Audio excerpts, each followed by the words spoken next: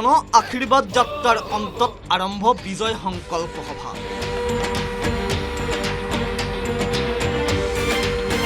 লামডিঙৰ পৰা আৰম্ভ মুখ্যমন্ত্ৰীৰ নিৰ্বাচনী জনসভা।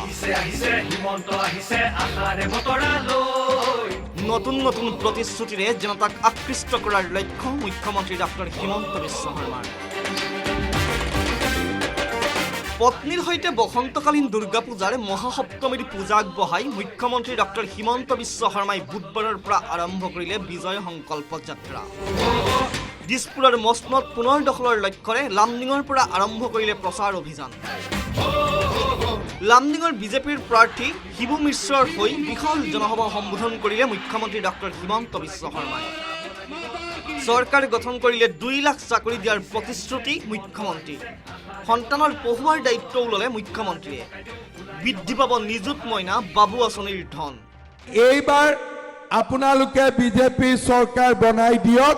মই অসমত 2 লাখ ল'ৰা ছোৱালীক চৰকাৰী চাকৰি দিম।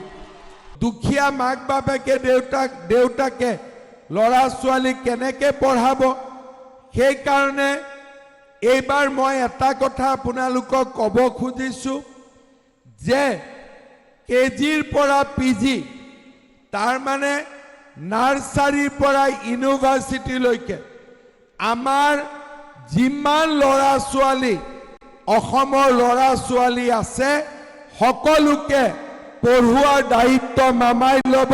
দেউতাক মাকে কোনো চিন্তা কৰিব নালাগে। নিযুত বাবু আঁচনি তাতো টকা বঢ়াম, নিযুত মইনা আঁচনি তাতো টকা বঢ়াম। মুখ্যমন্ত্ৰীৰ আত্মনিৰ্ভৰ আঁচনিৰ হিতাধিকাৰীৰ সংখ্যা বৃদ্ধি পাব। ব্যৱসায় কৰিব বিচৰা যুৱক যুৱতীলৈ আগবঢ়াব 2 লাখকৈ ধন। 10 লাখ যুৱক যুৱতীক দিব 2 লাখকৈ ধন। লামডিঙৰ জনসভাত প্ৰতিশ্ৰুতি মুখ্যমন্ত্ৰী ডক্টৰ হিমন্ত বিশ্ব শৰ্মাৰ। এইবাৰ মই আমাৰ ল'ৰা ছোৱালীবিলাকক মই ক'ব খুজিছোঁ, যিসকলে বেপাৰ কৰিব, ব্যৱসায় কৰিব, ইণ্ডাষ্ট্ৰী কৰিব খুজিব, এই বছৰ চৰকাৰ অহাৰ পিছত আমি 1 লাখ নহয়, এইবাৰ 10 লাখ ল'ৰা ছোৱালীক আমি 2 লাখকৈ টকা দিম। মহিলা উদ্যমিতা আঁচনিৰ হিতাধিকাৰীকো দিলে প্ৰতিশ্ৰুতি। আঁচনিৰ ধন 10ৰ পৰা 25,000লৈ বৃদ্ধি কৰাৰ প্ৰতিশ্ৰুতি মুখ্যমন্ত্ৰী ডক্টৰ হিমন্ত বিশ্ব শৰ্মাৰ।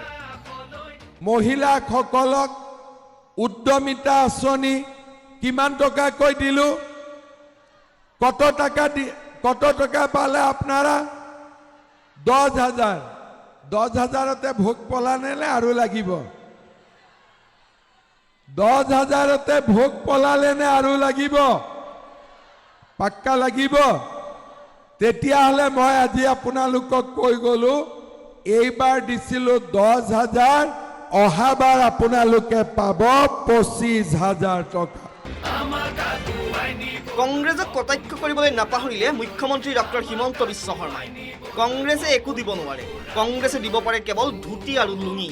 কংগ্ৰেছৰ প্ৰতীক ধুতি লুঙি হ'ব লাগে বুলি কটাক্ষ কৰিলে ডক্টৰ হিমন্ত বিশ্ব শৰ্মাই। কংগ্ৰেছে 40 লাখ মহিলাক 25,000 কৰি দিব পাৰিব নেকি? সিহঁতিতো খালি ধুতি কম্বল দিব পাৰে, হয়নে নহয়? মইতো মিটিঙত কওঁ, কংগ্ৰেছৰ চিম্বলটা